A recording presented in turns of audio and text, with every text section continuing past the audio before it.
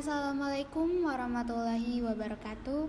Kami dari kelompok 4 kelas PPKN RI akan menjelaskan tentang topik dinamika Pancasila sebagai sistem filsafat di era Orde Lama, Orde Baru, dan Reformasi. Anggota kami beranggotakan Alfred Syiansah, Afifah Rahmadianti Arma, Aida Lala Zuardi, Davalio Dimas Rukmana, Fitri Haryanti Rukmana, Putri Setrianingrum, Tasya Diera Zulfiandi, dan Yohana Esteria. Baiklah, langsung saja ke bahasan materi. Pancasila sebagai filsafat. Filsafat sendiri itu adalah ilmu tentang kehidupan dan pemikiran manusia secara kritis dan dijabarkan dalam konsep mendasar. Pancasila dikatakan sebagai filsafat. Kenapa Pancasila sebagai sistem filsafat? Karena Pancasila merupakan hasil perenungan jiwa kemanusiaan yang dituangkan dalam sistem yang tepat. Prinsip Pancasila sebagai sistem filsafat itu memiliki 4 prinsip, yaitu ada causa materialis, berhubungan dengan materi, yang artinya Pancasila didapatkan dari nilai sosial dan budaya. Yang kedua ada causa efisiensi, di mana kegiatan itu seperti merumuskan Pancasila. Seperti yang kita tahu bahwa merumuskan Pancasila itu dilakukan dalam 3 waktu dan 3 tokoh. Yang ketiga itu ada causa formalis, yang berhubungan dalam pembentuknya Pancasila dalam pembukaan Undang-Undang Dasar. Jadi Pancasila itu ada di dalam pembukaan Undang-Undang Dasar 1945. Yang keempat ada causa finalis, yang tujuannya untuk dijadikan sebagai dasar negara. Jadi Pancasila itu diajukan sebagai dasar negara. Selanjutnya yaitu prinsip-prinsip filsafat Pancasila. Jika ditinjau menurut Aristoteles, terbagi menjadi 4, yaitu pertama, causa materialis yang berhubungan dengan materi, yang artinya Pancasila didapatkan dari nilai sosial dan budaya. Yang kedua yaitu causa efisiensi yang merupakan kegiatan merumuskan Pancasila, seperti kegiatan BPUPKI dan PPKI dalam menyusun dan merumuskan Pancasila sebagai dasar negara. Yang ketiga yaitu causa formalis yang berhubungan dalam bentuknya, di mana Pancasila ada dalam pembukaan Undang-Undang Dasar 1945. Dan yang terakhir yaitu causa finalis yang berhubungan dengan tujuan, di mana tujuan diajukan Pancasila sebagai dasar negara. Selanjutnya ada 3 teori Pancasila sebagai filsafat. Teori pertama yaitu ontologis, yang merupakan cara untuk mengetahui hakikat dasar dari sila-sila Pancasila. Menurut Noto Narogo, hakikat dasar ontologis Pancasila adalah manusia, dikarenakan manusia merupakan subjek hukum pokok sila-sila Pancasila.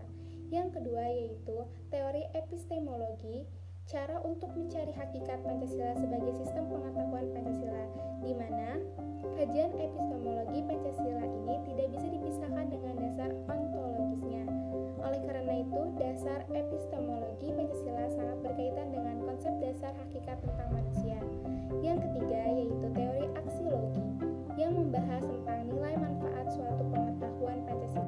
Saya akan menjelaskan tentang Orde Lama. Pada masa Orde Lama, yaitu pada masa kekuasaan Presiden Soekarno, Pancasila mengalami ideologisasi. Artinya, Pancasila berusaha untuk dijadikan sebagai keyakinan dan kepribadian bangsa Indonesia. Presiden Soekarno menyampaikan bahwa ideologi Pancasila berangkat dari mitologi yang belum jelas, bahwa Pancasila itu dapat mengantarkan bangsa Indonesia ke arah kesejahteraan.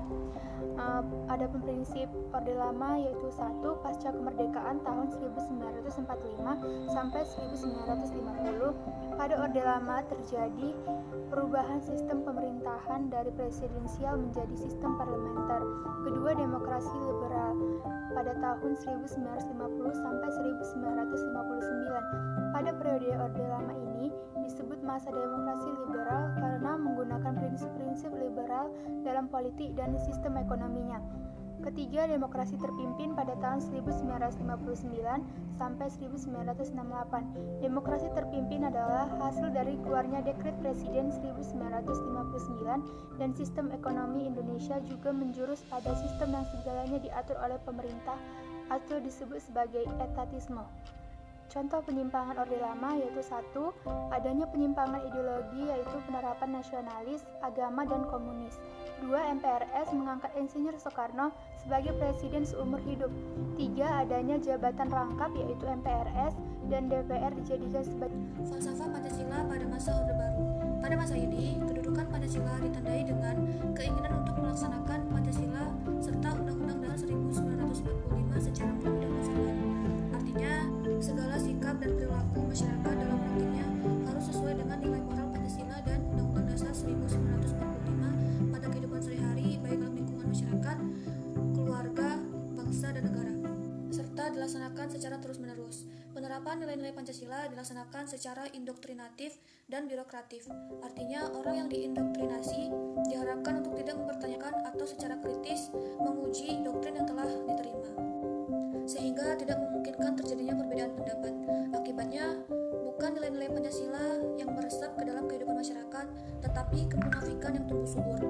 Pada prinsipnya, falsafah nilai-nilai Pancasila pada masa Orde Baru ini ditandai dengan tekad untuk menciptakan negara Indonesia yang mengabdi kepada rakyat serta meletakkan nilai-nilai Pancasila dan Undang-Undang Dasar 1945 sebagai dasar dalam pengambilan sebuah keputusan. Pancasila yang berisi nilai-nilai luhur tersebut dikemas dalam bentuk pendidikan P4 atau PMP, pendidikan moral Pancasila. Akan tetapi, pendidikan yang bersifat doktriner tersebut tidak disertai dengan keteladanan dari pemimpin dan pejabat-pejabat pemerintahan. Ditandai dengan maraknya praktik korupsi, kolusi, dan nepotisme. Hal tersebut tentunya mengecewakan serta merugikan masyarakat sehingga masyarakat tidak lagi percaya terhadap nilai-nilai Pancasila. Masyarakat justru menganggap Pancasila sebagai omong kosong belaka, dikarenakan banyaknya penyimpangan-penyimpangan yang terjadi pada masa pemerintahan Orde Baru.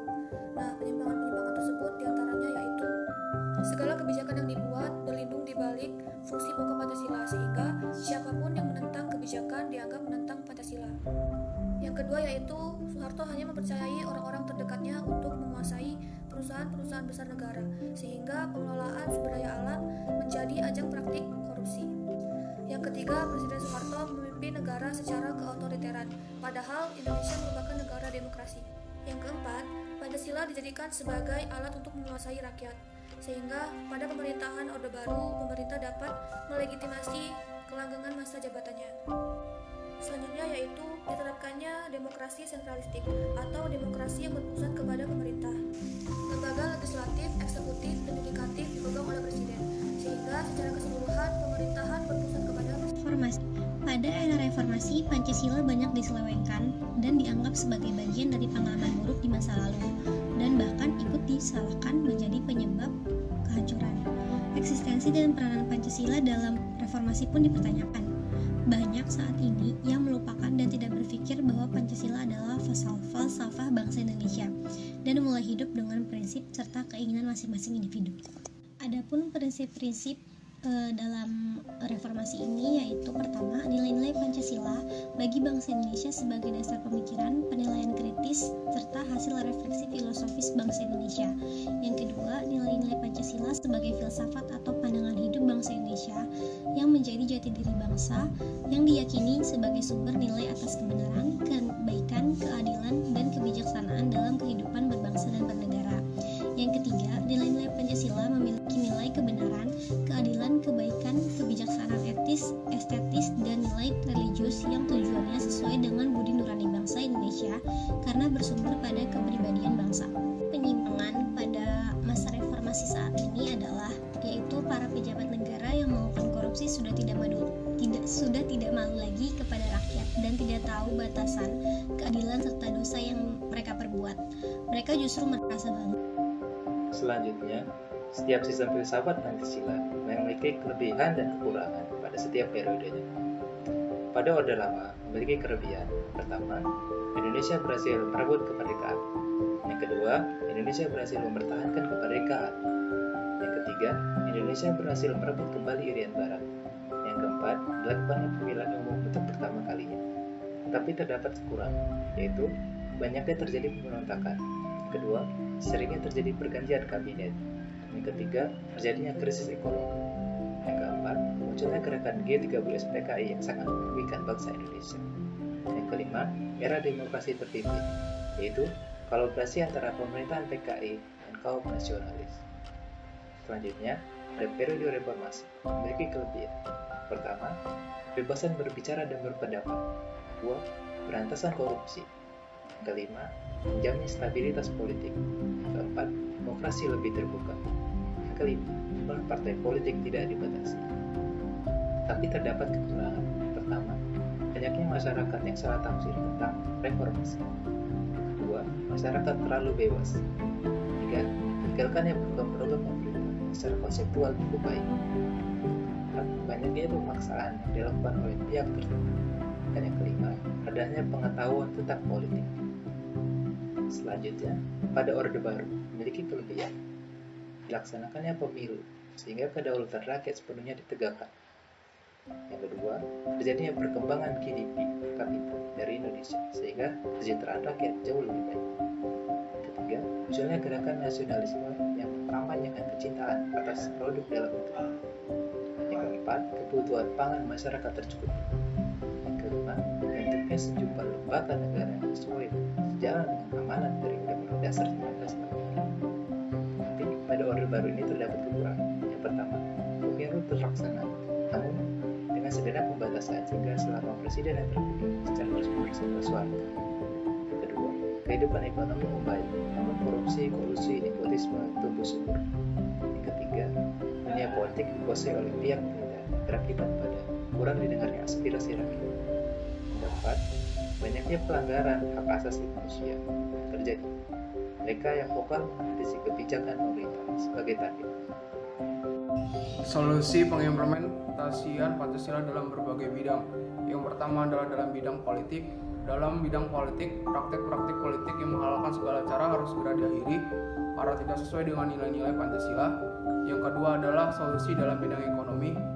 Dalam bidang ekonomi, pembangunan dan pengembangan harus sesuai dengan nilai-nilai Pancasila yang menitik beratkan kepada ekonomi kerakyatan dengan berasaskan kekeluargaan. Selanjutnya adalah solusi dalam bidang sosial dan budaya. Dalam bidang sosial dan budaya, masyarakat Indonesia harus dituntut sebagai masyarakat yang berbudaya sesuai dengan nilai cita luhur bangsa Indonesia dengan berasaskan kekeluargaan serta gotong royong. Selanjutnya adalah dalam bidang keamanan dan ketahanan negara. Dalam bidang keamanan dan ketahanan negara, basis moralitas masyarakat yang baik dan benar harus dikedepankan sesuai dengan ajaran nilai-nilai Pancasila. Karena dengan menerapkan nilai-nilai Pancasila akan terciptai masyarakat yang aman, tentram, dan damai. Ada beberapa tantangan atau permasalahan terhadap Pancasila sebagai sistem filsafat. Yang pertama yaitu kapitalisme. Bentuk tantangan kapitalisme seperti kebebasan individual secara berlebihan yang akan menimbulkan dampak yang negatif seperti monopoli dan gaya hidup yang konsumerisme. Yang kedua ada komunisme. Bentuk tantangan komunisme sendiri yaitu yang dimana dominasi negara secara berlebihan akan menghilangkan peran rakyat secara perlahan sebagai kehidupan bernegara. Di bidang ideologi ada contohnya seperti paham radikal dan ancaman ekstremisme. Kemudian yang kedua di bidang politik seperti permasalahan pemilu dan pejabat negara yang terjerat korupsi. Di bidang ekonomi masih adanya kesenjangan yang masih tinggi. Di bidang sosial dan budaya masih banyaknya pengangguran dan kekerasan dalam rumah tangga. Dan di bidang kelima ada yang namanya bidang pertahanan dan keamanan. Contohnya yaitu seperti konflik SARA, terorisme, dan illegal fishing. Selanjutnya kesimpulan. Yang pertama ada Pancasila. Pancasila sebagai sistem filsafat disebut sebagai filsafat karena Pancasila merupakan hasil perenungan jiwa kemudian dituangkan dalam sistem yang tepat. Pancasila memiliki prinsip-prinsip utama yakni kausa materialis, kausa efisiensi, kausa formalis, dan kausa finalis.